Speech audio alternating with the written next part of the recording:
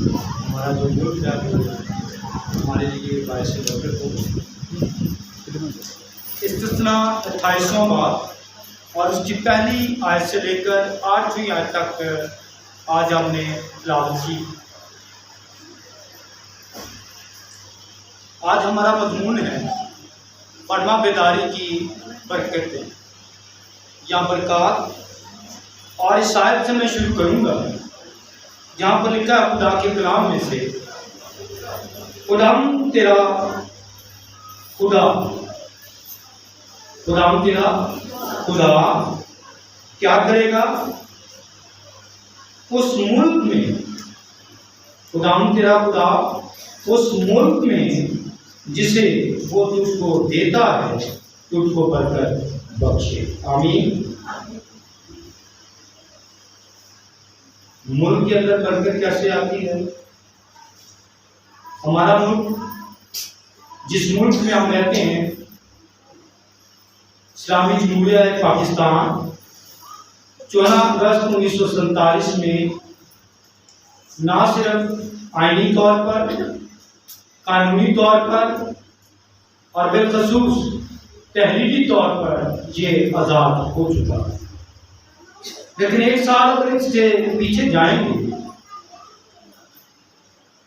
11 अगस्त 1946 को cabinet commission ने पाकिस्तान बनने की हमायत नहीं की।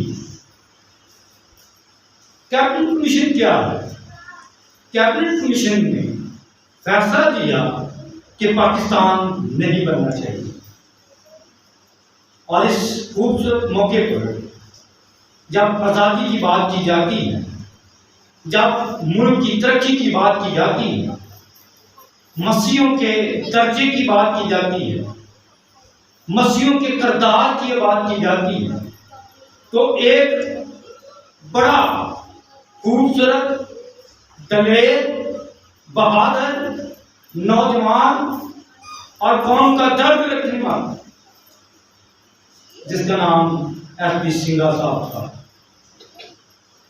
कैबिनेट कमीशन ने फैसला किया 11 अगस्त 1946 में कि मुल्क पाकिस्तान नहीं बनना चाहिए। उसकी बुनियाद ये थी कि ये एक ऐसी रियासत बनने जा रहा है, ये एक ऐसा मुल्क बनने जा रहा है जो इस्लाम के नाम पर है, और दूसरे मुताबिक जो इस सरजमीन पर रहेंगे उनको मजहबी आज़ादी नहीं होगी। और जब आप कायदे मोहम्मद अली जनाब के 14 निकात पढ़ते हैं, ये उसी रोशनी की बुनियाद है जहां पर ये 14 निकात के अंदर ये शिक डाली गई कि तमाम जितने अक़लियत होंगे, हर एक दीन को, हर एक मजहब को आज़ादी के साथ आबाद करने की इजाज़त होगी। तब जब ये तहरीक बढ़ रही थी, एस.पी. सिंघा साहब ने इस तहरीक में हिस्सा लिया, इस मूवमेंट में अपनी दौड़ लगाई। मोहम्मद कायद आज़म के साथ मिलकर, जनाब साहब के साथ मिलकर उन्होंने ये सारी तरतीब बनाई, और बिलाखिर पाकिस्तान की हमायत करते हुए कैबिनेट कमीशन के सामने ये फैसला रखा कि तमाम मज़ाहिब जो इसमें हिंदू, सिख, ईसाई, पारसी किसी भी दीन के साथ ताल्लुक रखते हैं, उनको मजहबी आज़ादी हासिल होगी।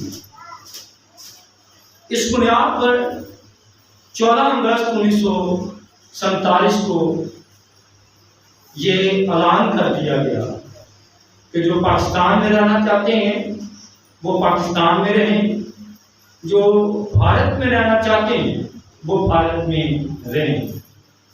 लेकिन एक तूफान खड़ा हुआ। वो तूफान ये था कि इस पार्टीशन के दौरान कत्ल गारत की फिजा पैदा हुई। ये ऐलान 14 अगस्त को तो नहीं किया जाने वाला था, लेकिन ये 13 अगस्त को होने वाला था। लेकिन इस असना में बहुत से नफरत अंगेज माहौल भी पैदा हुआ।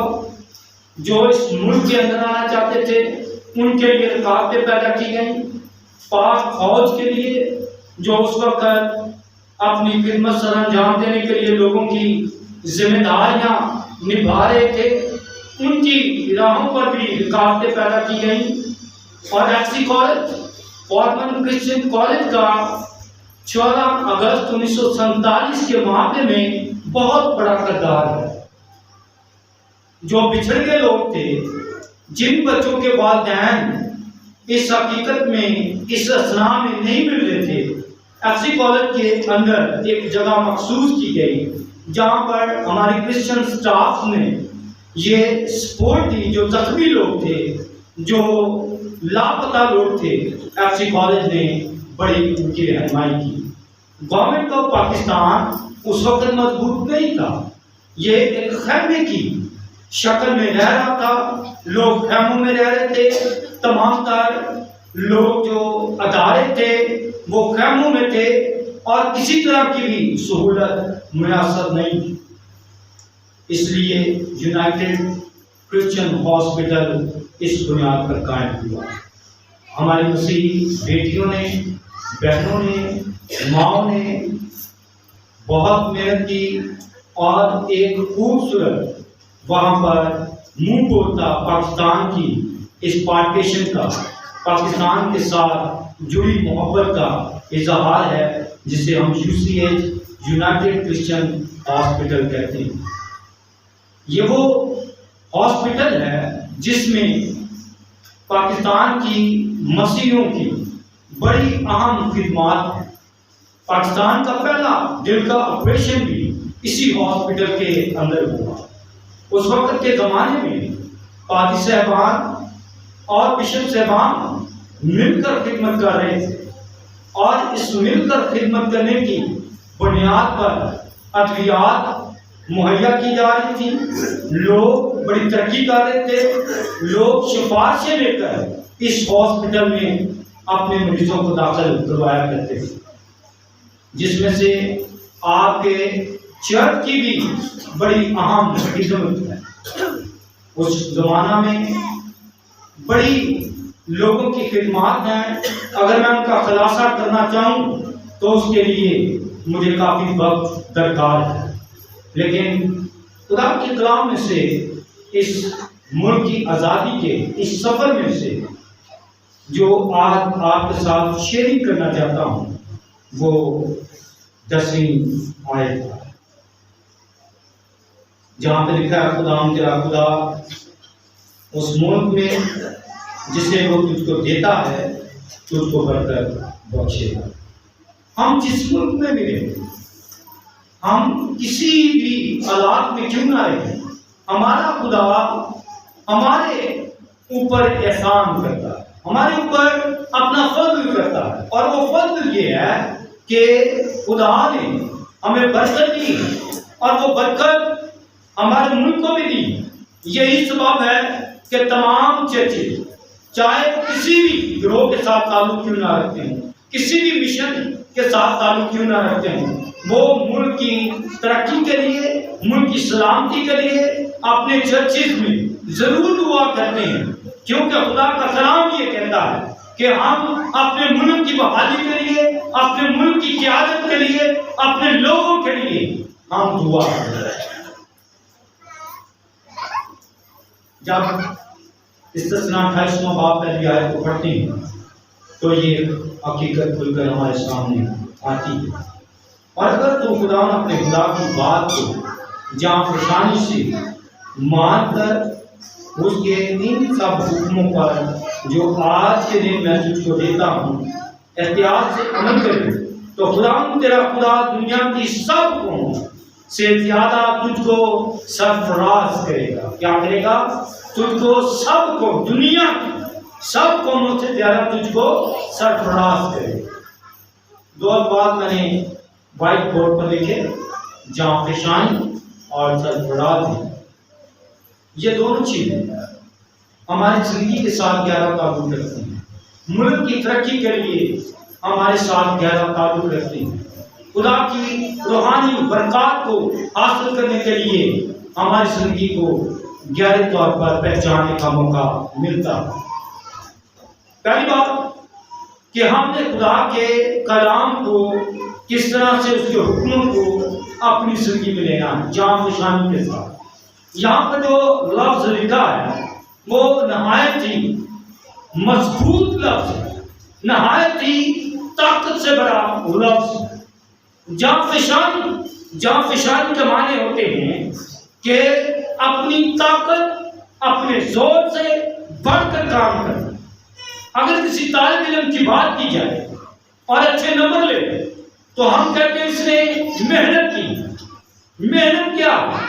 मेहनत के अल्फाज को, महफूम को जब समझ पाएंगे तो हम इस लफ्ज जाफिशानी के मफहूम को भी समझ पाएंगे। मेहनत ये है कि अगर किसी तालिब इल्म को 8 घंटे पढ़ने का मौका मिलता है लेकिन उसकी स्कूल टाइमिंग जो है वो 5 घंटे की है और घर में आकर वो 3 घंटे ज्यादा पढ़ता है तो ये उसकी मेहनत है। जितना वक्त वो कर रहा है, सर्व कर रहा है, उससे ज्यादा अगर वक्त सर्व करता है तो ये उसकी मेहनत है। जाफशानी क्या होती है? जाफशानी के मायने हैं कि खुदा का कलाम ये बयान करता है कि खुदा तेरा खुदा, अगर तू आज उसकी बात सुने, मानकर उन सब हुक्मों पर अमल करे तो फिर लिखा है खुदा तुझे बरकत देगा। जाफशानी ये कि जब हम किसी हुक्म को मानने की कोशिश करते हैं, ताबेदारी करने की कोशिश करते हैं, फरमाबरदारी करने की कोशिश करते हैं, तो फिर ये फरमाबरदारी हमारी जिंदगी के अंदर रुकावट आ जाती है, हमें एक्सेप्टेंस नहीं आती। हम उस काम को करना चाहते हैं, हम खुदा के कलाम के हुक्म को मानना चाहते हैं, लेकिन रुकावटें आ जाती हैं। हम उस कलाम की बात को सही तौर पर समझ नहीं पाते हैं। फिर भी उस बात को आगे लेकर जाना, उस बात को आगे बढ़ाना जाफशानी है। सादे बात में मफहूम आपके सामने रखूंगा। अगर एक तालिब इल्म पढ़ना चाहता है और वो मेहनत भी करता है, लेकिन जहां पर उसका माइंड, जहां पे उसका हाथ स्टॉप हो जाता है, ये कहता है कि तुम्हें बहुत पढ़ लिया है, अब रेस्ट कर ले, अब छोड़ दे पढ़ना, या घर वाले उस पर प्रेशर डालते हैं कि तू अब पढ़ना छोड़ दे, पास भी कर ले, और आपका दिल भी कह रहा हो अंदर से कि मैंने काफी मेहनत कर ली है, काफी पढ़ लिया है, अब मुझे रेस्ट करनी चाहिए, लेकिन फिर भी आप उस सबक को ज्यादा पढ़ते हैं, ज्यादा काम करते हैं, तो ये जाफशानी है। अगर कोई शख्स काम करना चाहता है लेकिन उसका दिल नहीं करता कि काम ना करे, उसको रोकता है, उसका ज़हन, ज़मीर भी रोकता है, फिर भी वो अपने ज़मीर और अपने दिल को रोकते हुए काम करता है, दिलेरी के साथ, मेहनत के साथ काम करता है, तो ये जाफशानी है। अपने ज़मीर, अपने दिल की बात को छोड़कर आगे बढ़ जाने का नाम जाफशानी है। यही बात खुदा का बंदा मुकद्दस मूसा हमसे कहता है कि मुल्क की तरक्की, आपके जग की तरक्की, आपके खानदान की तरक्की इस बात में है कि अगर आपका दिल नहीं भी चाहता, खुदा के हुक्म को समझते भी है लेकिन मानने को दिल नहीं कर रहा, आप खुदा के हुक्म से अपने आप को पीछे कर लेते हैं, और फिर एक वक्त आता है जब आप उस हुक्म को मानते हैं दिलेरी के साथ, बहादुरी के साथ, तो ये जाफशानी है। अगर तो खुदा के इस हुक्म को जाफशानी के साथ माने और उस पर एहतियात से अमल करे तो खुदा तेरा खुदा दुनिया की सब कौमों से ज्यादा तुझको क्या करेगा? सरफराज करेगा। आमीन। खुदा हमें क्या करेगा? सरफराज करेगा, बरकत देगा, जिसके मायने ये 2 बरकत का यहाँ पर मैं जिक्र करना चाहूंगा। पहली बरकत जो हमारे लिए खुदा हमारी रोजमर्रा जिंदगी के साथ ताल्लुक रखती है, उस पर हमें तवज्जो दिलाते हैं, और वो ये है, शहर में भी तू मुबारक होगा और खेत में भी तू मुबारक होगा। मेरे अजीजों, बहुत सारे हमारी फैमिलीज हैं जिनके पास खेतों में काम करने के लिए कोई काम नहीं, उनके पास खेत मलकियत नहीं है, उनके पास खेतों की जरूरत तो है लेकिन उनकी अपनी प्रॉपर्टी नहीं है। तो क्या अगर हम इस बात को लें कि खेत में तुम मुबारक होगा, जिनके पास खेत नहीं है क्या वो मुबारक नहीं होंगे? आपका खेत क्या है ये जानने की जरूरत है। अगर आप सिलाई करने वाले हैं, कपड़ा सिलाई करते हैं, जिस अड्डे पर आप काम करते हैं वो आपका खेत है। अगर आप स्टूडेंट हैं तो जिस स्कूल में आप पढ़ रहे हैं, कॉलेज यूनिवर्सिटी में आप पढ़ रहे हैं, वो आपका खेत है, वो आपके लिए मुबारक होगा। अगर आप किसी गांव में काम कर रहे हैं, किसी शहर में आप काम कर रहे हैं, तो वो आपके लिए खेत है। खुदाम का कलाम कहता है वो आपके लिए बायस बरकत है, वो आपके लिए मुबारक है, वो आपके लिए बरकत का बायस बनता है। मेरे दोस्तों, खुदाम ये चाहता है कि हम मुबारक है, तो शहर में भी मुबारक होगा और खेत में भी। जिस फील्ड में आप मेहनत कर रहे हैं, काम कर रहे हैं, वो आपके लिए बरकत का बायस हो। दूसरी बड़ी बात जो खुदा का कलाम हमें ब्लेसिंग देता है वो ये है, जब आप 6ठी आयत को पढ़ते हैं, इस्तिस्ना 28वें बाब की 6ठी आयत, और तुम अंदर आते वक्त मुबारक होगा और बाहर जाते वक्त भी मुबारक होगा। इससे बात ये है कि जब तू ट्रैवल करेगा, जब तू सफर करेगा, तो वो सफर तेरे लिए मुबारक होगा, वो सफर तेरे लिए ब्लेसिंग होगी। हमारे बहुत सारे पाकिस्तानी मुल्क से बाहर अपनी खिदमत कर रहे हैं, हमारे बहुत सारे मसीही बहन भाई किसी और मुल्क में जाकर मेहनत कर रहे हैं, वहां पर लेबर कर रहे हैं। वो मुल्क के अंदर भी मुबारक हैं और मुल्क से बाहर भी मुबारक हैं। अगर ऐसा होता है तो खुदा का कलाम हमें रहनुमाई देता है, और वो रहनुमाई क्या है कि तू अंदर आते वक्त भी मुबारक होगा और बाहर जाते वक्त भी मुबारक होगा। यानी ऐसा शख्स होगा जिसके वसीले से मुल्क को भी बरकत मिलेगी, मुल्क के अंदर भी तरक्की आएगी, खुशहाली आएगी। और अगर वो किसी और मुल्क में चला जाता है तो वहां पर भी उसके लिए बरकत है, उसके लिए सलामती की दुआ मौजूद है। कुरान कहता है, फरमाते हैं कि उस मुल्क में जिसे वो तुझको देता है तुझको बरकत बख्शेगा। वो मुल्क जो खुदा ने हमें दिया है वो पाकिस्तान है। हम इसलिए मुल्क पाकिस्तान के लिए दुआ करते हैं, हम इसलिए इस मुल्क की सरफराजी के लिए दुआ करते हैं, हम इस मुल्क की आज़ादी के लिए इसलिए दुआ करते हैं। और ये बात हमारे प्यारे खुदा यीशु मसीह ने भी हमारी रहनुमाई की है। खुदा यीशु मसीह का इस दुनिया में एक बादशाह के तौर पर आने का मकसद क्या है?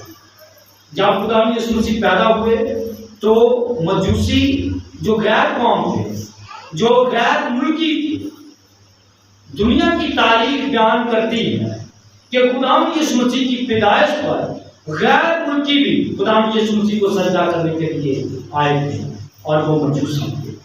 मजूसियों ने जब यरूशलेम की सरहदों पर अपने पांव, अपने कदम डाले तो उन्होंने ये पूछना शुरू कर दिया कि यहूदियों का बादशाह जो पैदा हुआ है वो कहाँ है? क्यों ना पूछते? क्योंकि खुदा यीशु मसीह एक अजीम काम करने के लिए आए थे, वो इंसान की आज़ादी के लिए आए थे। और ये आज़ादी जिसकी गवाही, जिसकी नबूवत यशायाह नबी ने 61वें बाब में की थी, खुदा यीशु मसीह में ये गवाही और नबूवत उन्हें होने वाली थी। और ये कैसे पूरी हुई? खुदा यीशु मसीह ने जब हैकल में गए तो वहां पर यही हवाला हैकल में पढ़ा, यशायाह 61वां बाब, और उसकी पहली आयत आपके सामने रखना चाहता हूँ। खुदा की रूह मुझ पर है क्योंकि उसने मुझे मसा किया ताकि हकीमों खुशखबरी सुनाऊं, उसने मुझे भेजा है कि शिकस्ता दिलों को तसल्ली को, कैदियों की लिए रहाई और असीरों के लिए आज़ादी का ऐलान करूँ, ताकि खुदा के सारे मकबूल का और अपने खुदा के इंतज़ाम के रोज़ का इश्तिहार दूँ और सब गमगीनों को दिलासा दूँ। आमीन। खुदा यीशु मसीह के दुनिया में आने का और बड़ा जो काम था उस सरजमीन पर करने का मुझे यही था कि वो कैदियों के लिए रहाई और असीरों के लिए आज़ादी का ऐलान, आज़ाद करना चाहते थे मसीह। उसने बीमारियों से आज़ाद किया लोगों को ताकि वो आज़ाद होकर खुदा की इबादत करना चाहें। खुदा यीशु मसीह ने कैद और मौत में फंसे लोगों को आज़ाद किया। जब खुदा यीशु मसीह जी उठे तो वहाँ पर यीशु मसीह के जी उठने के बाद भी हमें ऐसा बयान मिलता है जिससे खुदा यीशु मसीह की इस नेचर और इस हकीकत का इल्म होता है। असीरों के लिए आज़ादी का ऐलान करना। खुदा का कलाम बयान करता वो कैदी रूहों में गया और वहाँ पर उसने मुनादी की ताकि उनको आज़ाद करे। मेरे जो खुदा यीशु मसीह आज़ादी का ऐलान ही नहीं करते बल्कि लोगों को आज़ाद करने की ज़रूरत भी रखते हैं। मौत की वादियों में फिरने वाले लोग आज़ाद हुए, गुनाह की कैद में फंसे हुए लोग आज़ाद किए गए ताकि वो आसमान की बादशाह में दाखिल हो सकें। आखिरी बात आपके सामने रखूँगा। आज का जो मतन हमारे लिए बड़ा ही अहम है। इस आज़ादी के सफ़र में जो कि 75 साल हो गए मुल्क पाकिस्तान की आज़ादी में, अगर आपने इस साल जब 2022 आया आपने दिल में इरादा किया हो, आपने ख्याल किया हो, आपने चर्च में इबादत करते हुए या घर में कहीं बैठे हुए, दोस्तों में बैठे हुए या अपने रिलेटिव्स के अंदर बैठे हुए ख्याल किया हो कि मैं खुदा से सरफराजी हासिल करूँगा, उसके हुक्मों पर जांपशानी से काम करूँगा और ये भी करूँगा कि खुदा की बरकत मुद्दा पाए, तो आए इस आयत को अपनी जिंदगी में दें। जब आप दूसरी आयत को पढ़ेंगे 28वें बाब की, तो यहाँ पर लिखा है और अगर तू खुदा अपने खुदा की बात सुने तो ये सब बरकतें तुझ पर नाज़िल होंगी और तुझको मिलेंगी। आमीन। क्या लिखा है कि बरकतें तुझ पर नाज़िल होंगी और तुझे मिलेंगी। हो सकता है वालिदैन से कोई चीज़ हमें ना मिले, हमारे बुजुर्गों से कोई चीज़ हमें ना मिले, लेकिन आसमान का बुजुर्ग का खुदा बाप हमें ये कहता है वो तुम पर नाज़िल होंगी बरकतें और तुझे मिलेंगी। अगर आपने इस साल बरकत लेने का कोई इरादा किया हो, वो दिल में ठहराया हो कि मैं दुनियावी तौर पर खुदा से ये बरकत रिसीव करूंगा, ये ब्लेसिंग लूंगा, अगर आपको नहीं मिली तो आज अपने दिल, दिमाग और अपनी रूहों को खुदा के सामने रखें। क्या है खुदा आज तेरे कलाम में से सुना है कि वो बरकतें मुझ पर नाज़िल होंगी और वो बरकतें हमें देगा, वो मिलेंगी। खुदा तू हम पर एहसान और अपना फजल कर ताकि वो बरकतें मुझे मिले। अगर आप समझते हैं मैं किसी बरकत से महरूम हूँ, औलाद जैसी बरकत से महरूम हूँ, तो इस बरकत को खुदा से मांगिए। इस आयत को अपने दिल में लीजिए, आया अपने सर को झुकाएं और इस आयत पर गौर कीजिए जहाँ पर लिखा है और अगर तो खुदा अपने खुदा की बात सुने तो ये सब बरकतें तुझ पर नाज़िल होंगी और तुझे मिलेंगी। जरूरत इस अमर की है कि कौन सी बरकत मुझे नहीं मिली है।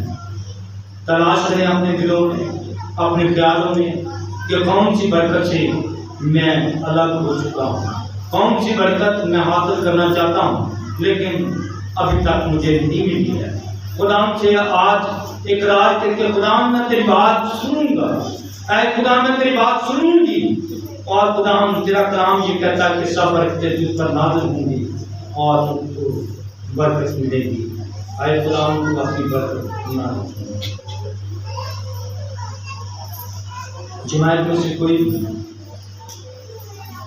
जिसको खुदा का कलाम जो नाज़िल होता है हमारे ज़हनों, सोचों, ख्यालों को तब्दील करने की कुदरत रखता है, किसी के दिल को उभारता है, तो वो दुआ में रहनुमाई करे। आज के कलाम के कुरान हमारे मुल्क पर, हमारी ज़िंदगियों पर अपनी बरकत को नाज़िल फरमाए। अगर आप किसी चीज़ से अभी तक हासिल नहीं कर सके, महरूम हैं, तो खुदाम से कहें कि खुदाम तू अपनी पाक के वसीला से आज के कलाम से सीखा है कि तू हमें बरकत देने की कुदरत रखता है और वो अपनी बरकत को नाज़िल फरमाता है और ये फरमाता है कि तुझको मिलेगी। आए कुरान आज वो हमारी ज़िंदगी में